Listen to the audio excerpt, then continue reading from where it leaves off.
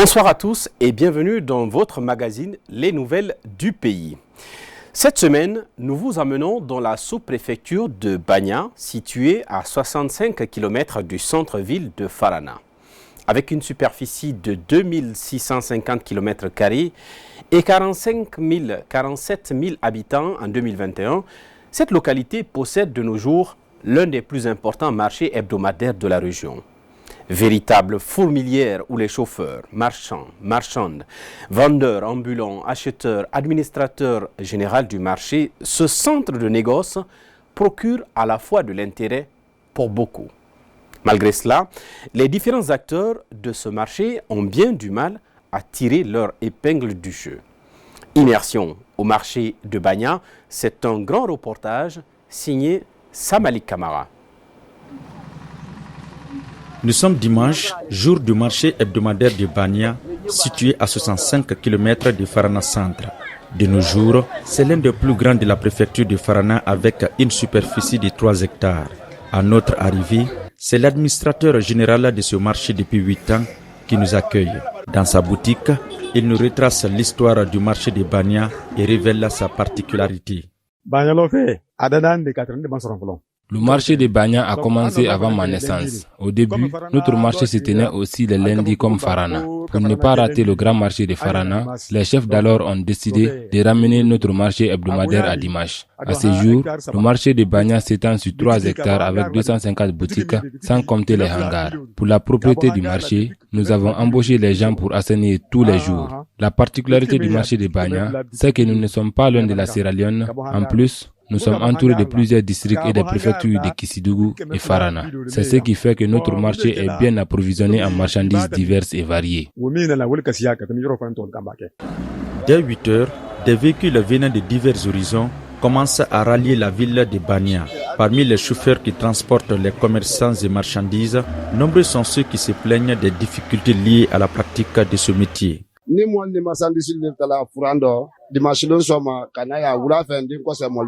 Chaque dimanche matin, je transporte les personnes et leurs marchandises de Nianfrando à Banya. Je les ramène aussi le soir. Avant, je tirais un peu de profit dans ce travail, mais aujourd'hui, c'est difficile car je ne gagne pas assez de passagers. En plus, nos routes sont très dégradées. Il y a des endroits où tu es obligé de débarquer les passagers pour pouvoir traverser un pont. Ce sont ces souffrances qui pèsent présentement sur nous.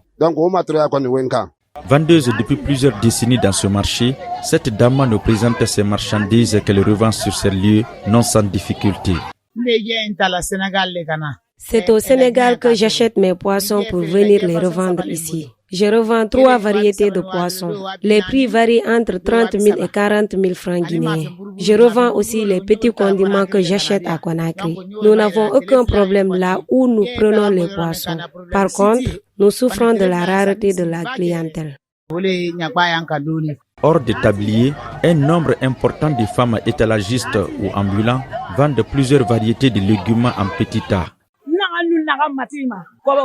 Je revends des aubergines, le gombo et le piment que je prends à Fakemoya. Je paie un bol de légumes à 60 000 francs pour venir revendre ici à 70 000 francs. S'il y a des clients, je gagne 10 000 francs sur chaque bol. Après le marché, je rembourse l'argent de mes fournisseurs. Parfois, je revends le bol à 60 000 francs sans intérêt pour au moins restituer l'argent de mes fournisseurs. Nous souffrons beaucoup du mauvais état de notre route et du manque d'achat par moment.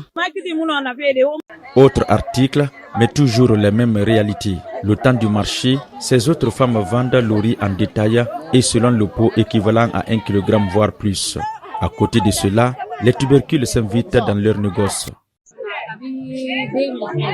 Depuis 2002, j'achète et revends le riz. Je vais acheter le riz dans les districts environnants pour aller ensuite revendre à Conakry.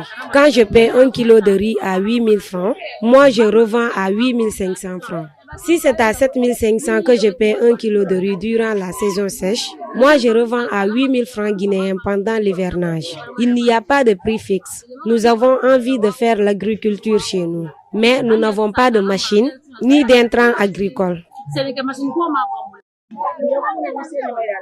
J'envoie l'argent à 0 kg pour qu'on m'achète des patates et de l'igname que je revends ensuite le jour du marché de Banya. Mais présentement, nos conditions de vie ne sont vraiment pas bonnes en ce moment. Il est très difficile d'avoir de l'argent aujourd'hui.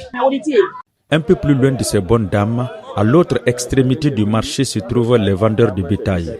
Ici, chaque animal bénéficie d'un contrôle médical avant d'être vendu. Pour les vendeurs ou acheteurs, chacun a à l'esprit l'importance de ce marché hebdomadaire. Actuellement, nous remercions Dieu puisque le marché se remplit souvent. Ici, on revend les moutons, les chèvres et les bœufs en grand nombre chaque jour de marché. Les gens viennent de partout pour venir acheter les animaux à Banya. Par la bénédiction de nos parents, nous gagnons notre vie.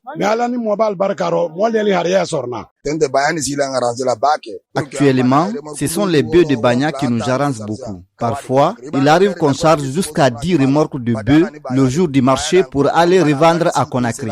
En ce moment, si vous entendez que Conakry a de la viande, c'est grâce à Banya. En achetant des animaux ici, nous gagnons notre part d'intérêt.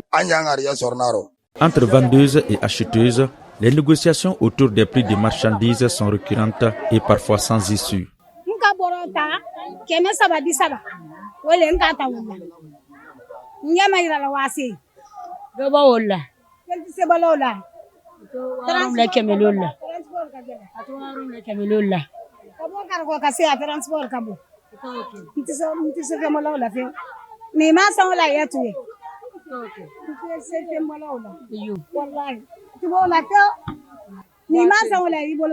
Les nombreuses clientes qui viennent régulièrement faire leurs achats dans ce marché se plaignent parfois du coût élevé des marchandises.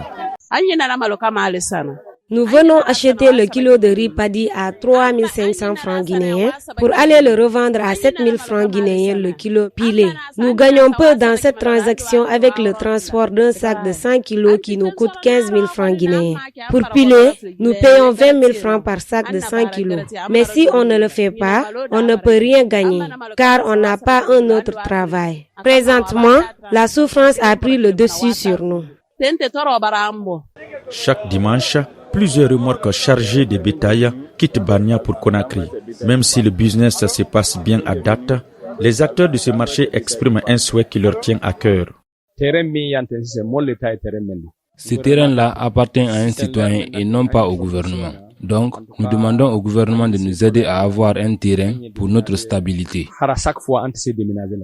Le marché hebdomadaire de la sous-préfecture de Banya engendre des bénéfices pour son administration générale à travers la vente des biens et cautions payées pour s'y installer. Cet argent est bien géré au dire du premier responsable de ce marché. Chaque nouvelle année, nous imposons des taxes aux commerçants à raison de 20 000 francs chacun. Il y a aussi des taxes journaliers fixées à 1 000 francs. C'est cet argent qu'on rassemble pour payer les employés du marché. Le reste est versé dans la caisse de la commune. Entre gains et pertes pour les commerçants et clients, le marché hebdomadaire de Banya continue son extension à travers cette ville. Avec ses divers articles importés de partout, ce marché ferme généralement ses portes à l'approche du crépuscule. Selon un commerçant, les produits issus de ce marché sont bien appréciés partout où ils sont consommés. Et voilà, mesdames et messieurs, c'est tout donc pour votre magazine Les Nouvelles du Pays et ce reportage donc signé Samalik Kamara. Moi, je vous donne rendez-vous la semaine prochaine dans un nouveau numéro. N'oubliez pas que pour revoir ce magazine, vous pouvez aller sur notre site web www.diomatv.com ou sur notre page Facebook et Instagram, émission Les Nouvelles du Pays.